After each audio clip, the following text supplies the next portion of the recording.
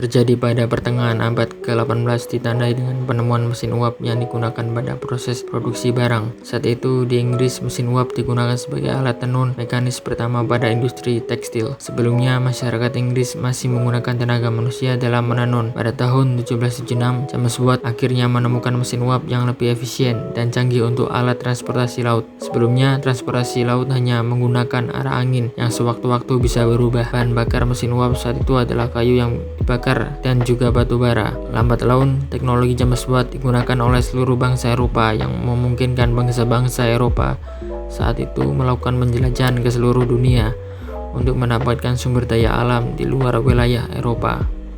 Terjadi di awal abad ke-20. Era revolusi industri kali ini ditandai dengan penemuan tenaga listrik, di mana sebelumnya tenaga manusia digantikan dengan mesin tenaga uap, perlahan menjadi lebih canggih dengan mesin bertenaga listrik.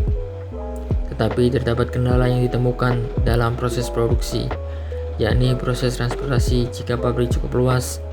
Contohnya, pada saat itu adalah pabrik perakitan mobil di mana spare part satu harus diantarkan ke produksi spare part lainnya. Sehingga untuk mencegah hal tersebut, produksi dilakukan di satu tempat secara bergantian. Hal seperti ini tentu tidaklah efisien, hingga akhirnya terciptalah assembly line atau lini produksi yang menggunakan ban berjalan atau conveyor belt. Pada tahun 1913, proses produksi berubah total. Para pekerja lebih terorganisir karena masing-masing menjadi spesialis yang mengurus satu bagian saja.